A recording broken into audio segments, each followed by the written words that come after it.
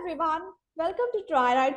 This is Pack 365, myself Srija. So today you are going to learn about the muscles of musculoskeletal system.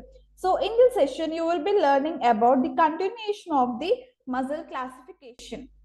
So coming to the muscle fiber. So what is a muscle fiber? It is a basic unit of a skeletal muscle. So it is long, cylindrical and multinucleated one. What do you mean by multinucleated? It contains many nuclei, right? So what are the characteristics of the muscle fiber? Length. So up to, it can be very long, up to 30 centimeter. So that's why they are often called as the muscle fibers.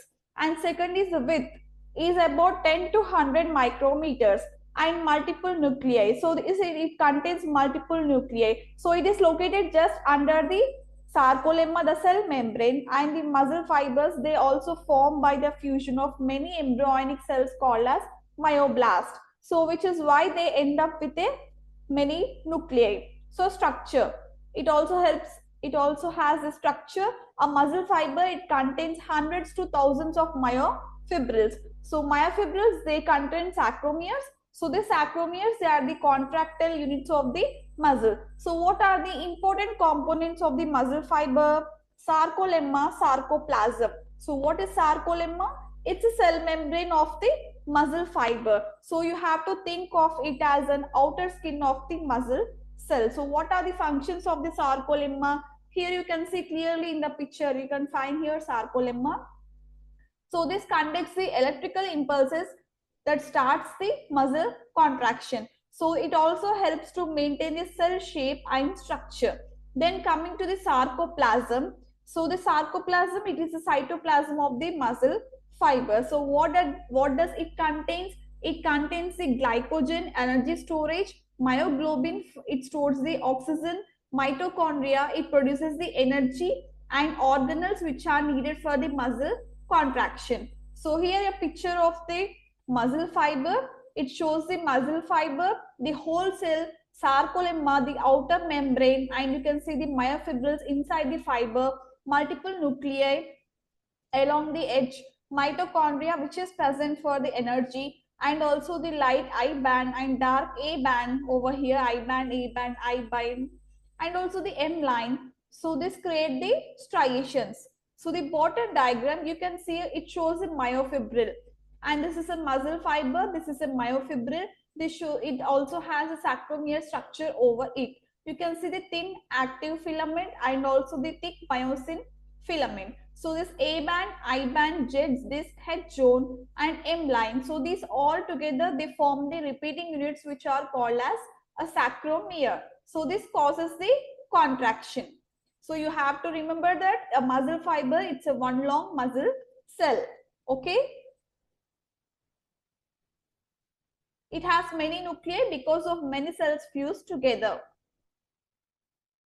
I already said the sarcoplasm, it contains the glycogen, stored energy, myoglobin stores oxygen, and mitochondria, energy, ATP production. So what are transverse tubules here?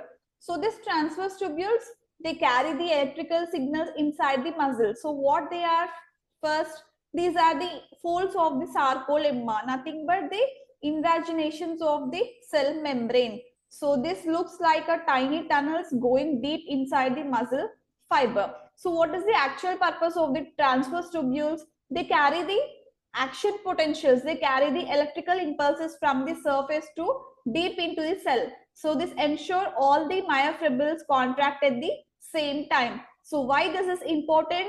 If the electrical signal stayed only on the surface, the inner parts of the muscle fiber would contract late, so which is leading to the weak contraction. So these T tubules, they make the contraction quick and coordinated. So this is the transverse tubules. You can see here in the picture, the T tubule is the transverse tubule. And then sarcoplasm reticulum, the one behind the T tubule. So what is sarcoplasmic reticulum? It is a storage site for calcium. It is the most important ion for the muscle contraction. So what it is actually? It is a specialized smooth endoplasmic reticulum which is found only in the muscle cells. So it forms a network around each myofibril. So what are the functions of the sarcoplasmic reticulum? It stores CF2. It stores the calcium ions. It also releases the calcium ions.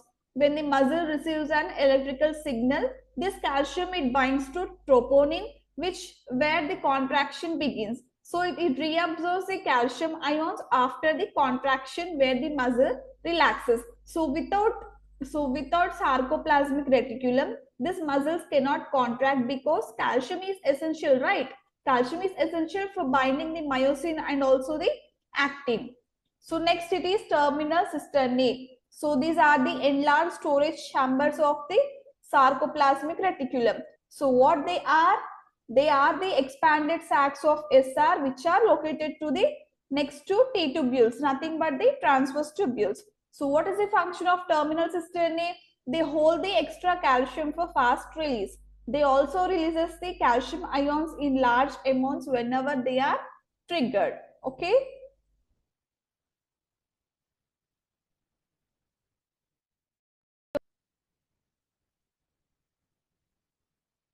So next is myofibrils. So what are myofibrils? You have seen clearly in the picture. So these are the contracted threads which are inside each muscle fiber. So what they are the long rod-like structures running along the length of the muscle fiber. So each muscle cell they contains hundreds to thousands of myofibrils, right? So what they are made up of, how myofibrils are made? They can contain the repeating units which is called as the sarcomeres. So this repeating sarcomeres, they give the skeletal muscle its stripped appearance. So what is the function of the myofibril? Myofibrils, they are the actual structures that shorten during the contraction. So whenever all the myofibrils shorten, the entire muscle fiber shortens, which leads to the muscle movement. So this is the function of the myofibril. And next to the myofibril, there is a sarcomere. Sarcomere, it is also called as the functional contractile unit. Why? Because it's the smallest unit of muscle that can contract. So what is sarcomere actually? It is a segment between the two Z lines or two Z discs, like one box in a long chain of repeated boxes along the myofibril. So why the sarcomere is important? Because the all muscle contraction they happens because of the sarcomeres shorten. So what are the components of the sarcomeres? There are two main types of filaments which are made up of the protein myosin. So thick filaments and thin filaments. So thick filaments, this is made up of myosin protein. So this myosin, it has heads protruding outward.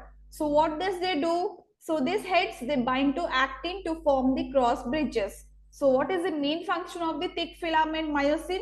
It is responsible for the power stroke, nothing but the pulling action that causes the contraction. So think of the myosin which heads like oars pulling the actin filaments inward.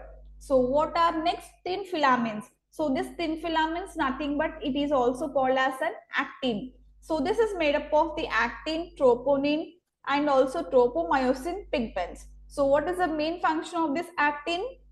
This actin, it contains the myosin binding sites. So this tropomyosin, they normally lacks these sites. So when calcium binds to troponin, tropomyosin moves. And what happens next? And myosin, this can attach where the contraction begins. So the sarcomere bands and lines, these are the sarcomere bands and lines. The Z line, A band, I band, H zone, M line, and also the striations. So think of a sarcomere like a small box with thick and thin filaments arranged in a pattern. So these patterns, they form light and dark bands that we see as striations in the skeletal muscle. So what is Z line? This marks the boundary of one sarcomere. So this thin filaments, nothing but the actin, they attach here. So sarcomere, it runs the Z line to Z line. Okay.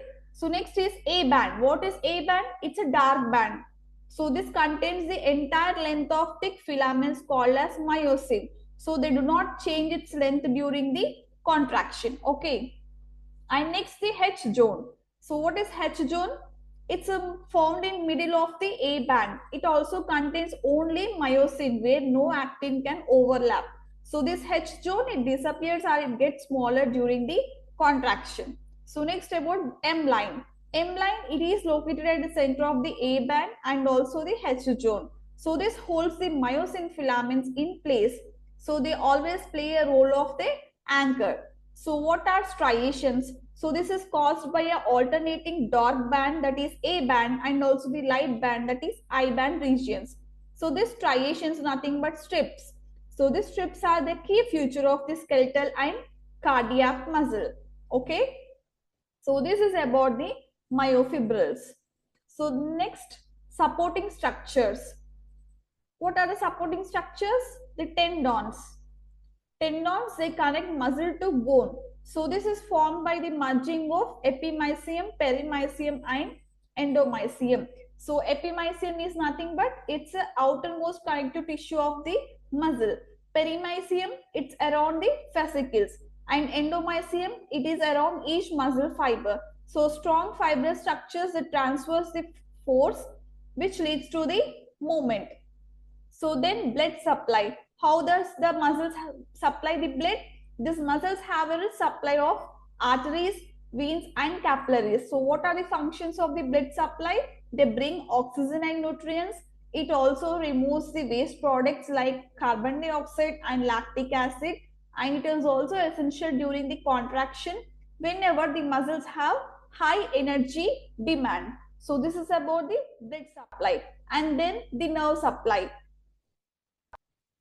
So how does the nerve supply to the muscle? So each muscle fiber, it has its own nerve ending. So that is a single motor neuron. It sends branches to multiple muscle fibers. So these motor neurons, they stimulate the muscle contraction. So without a nerve signal, skeletal muscle cannot contract. And there is a neuromuscular junction. A neuromuscular junction, it is a special point where a motor nerve meets a muscle fiber. So this is a place where the nerve signal is converted into a muscle contraction. So coming to neuromuscular junction. So what is neuromuscular junction? So what are the components of the neuromuscular junction? I already said you, it's a point where the motor nerve meets a muscle fiber. So the main components of the neuromuscular junction is the synaptic end bulb, synaptic vesicles, and synaptic cleft, and also the motor end plate on sarcolemma. So the synaptic end bulb is a terminal button. Okay, it is the end of the motor neuron. It stores the chemicals which is called as the neurotransmitters. So next is synaptic vesicles. These are the tiny sacs inside the synaptic end bulb. Here you can find in the picture the synaptic vesicles. These are the tiny sacs which are inside the synaptic end bulb. So this contain the acetylcholine. So what is this acetylcholine? It is a neurotransmitter that activates the muscle. And then next, synaptic cleft. So what is synaptic cleft? You can clearly see in the picture. It's a small gap between the neuron and the muscle fiber. So nerve and muscle do not touch because of this synaptic cleft. And then you can see the motor end plate. So what is motor end plate? It is a specialized folded area of the muscle fiber membrane. So this also contains the acetylcholine receptors. So this increases the surface area in which the signal is very strong. And then what is the function of the neuromuscular junction? So think of it is like a WhatsApp message from nerve to the muscle. So what is the step one? The nerve fires. The motor neuron, it sends an electrical impulse down to the axon, and then next acetylcholine released. So synaptic vesicles open, they release the acetylcholine into the synaptic cleft. And what happens next? The acetylcholine, it attaches to the receptors and on the motor end plate. And after this creates a new electrical signal on the muscle membrane, which is called as the sarcolemma.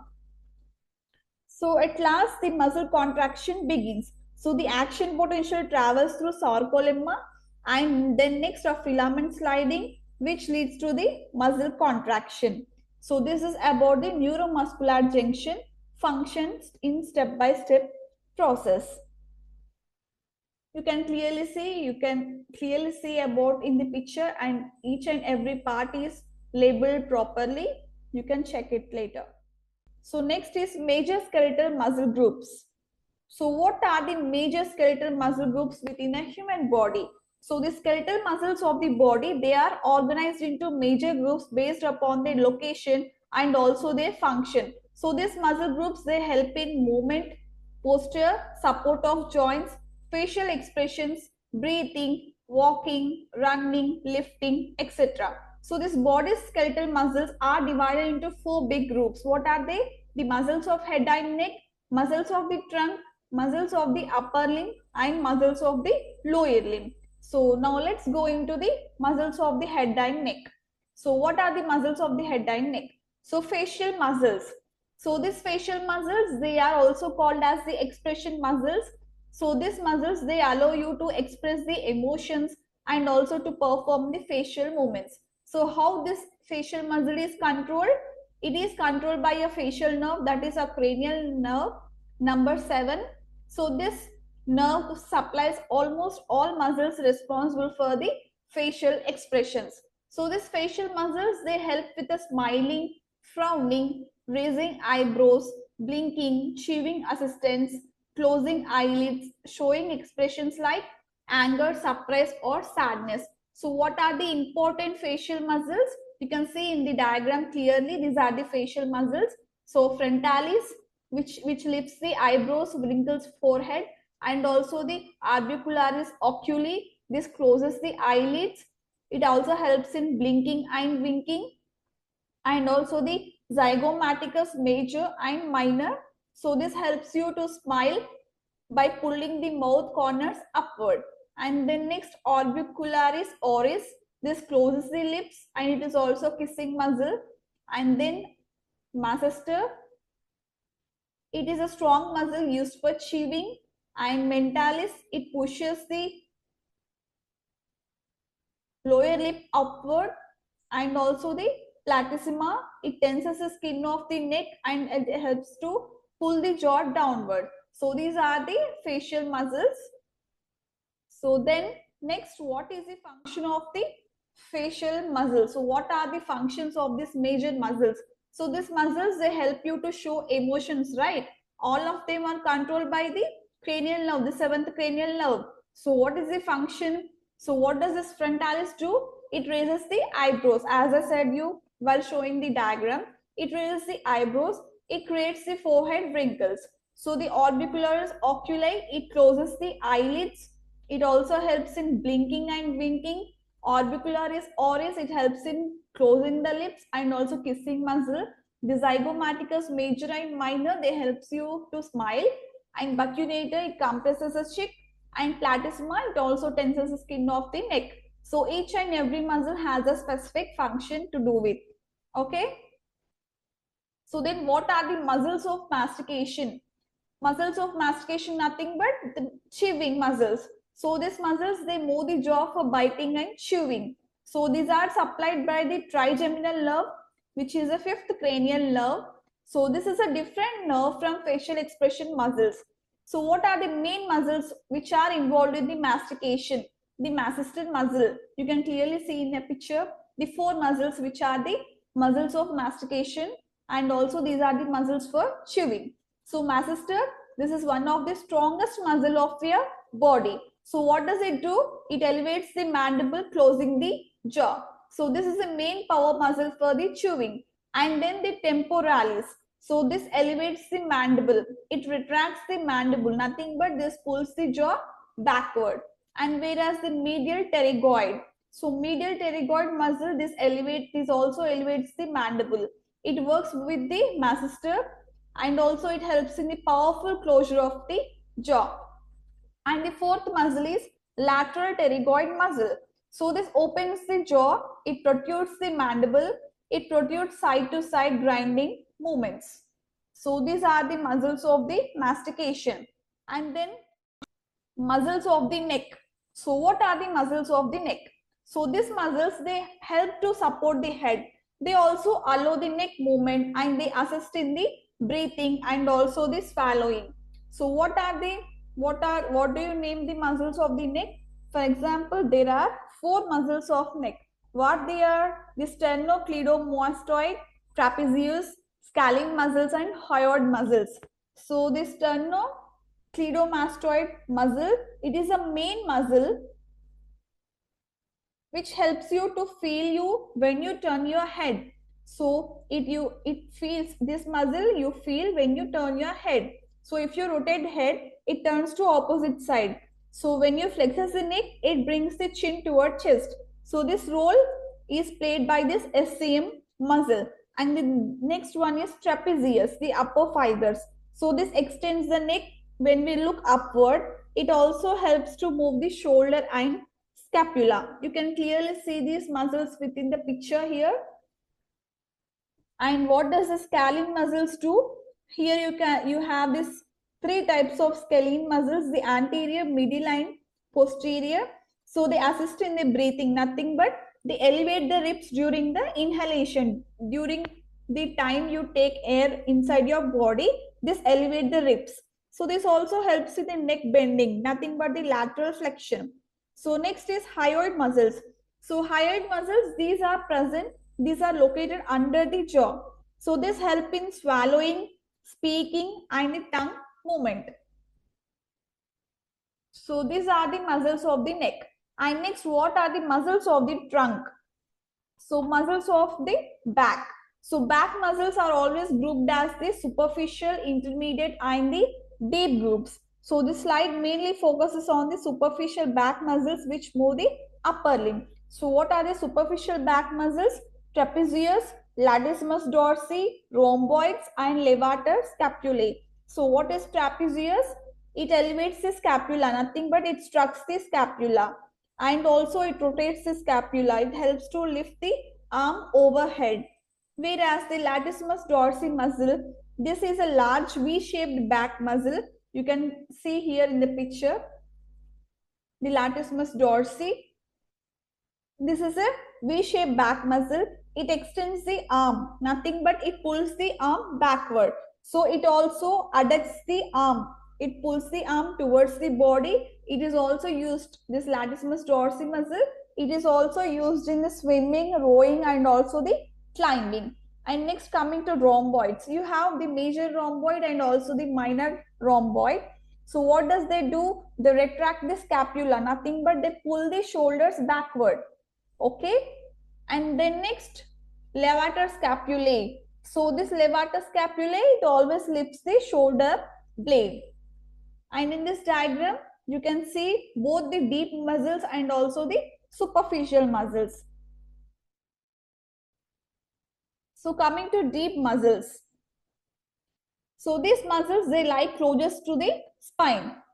So they are named as a deep back muscles.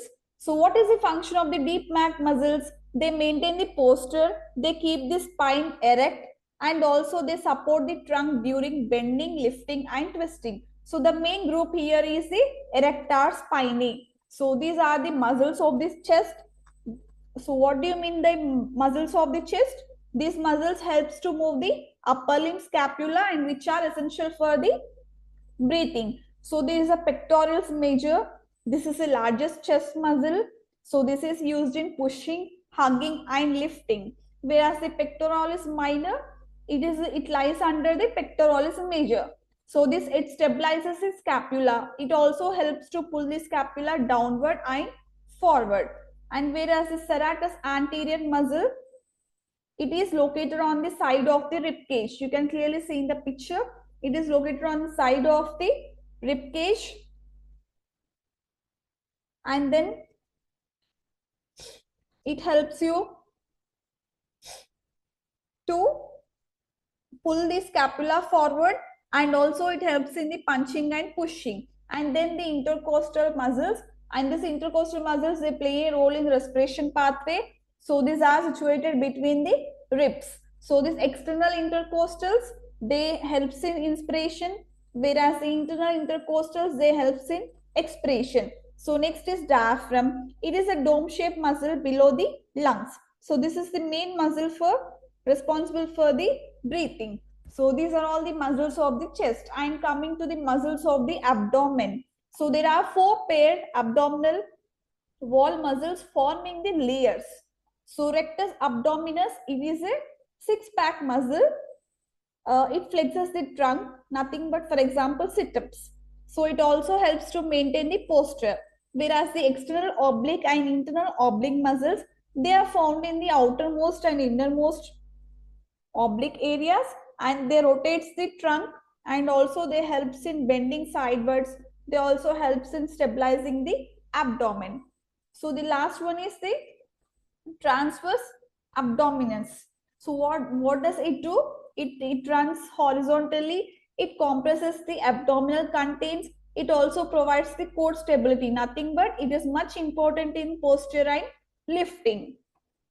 So clearly you can see these four muscles within the picture over here.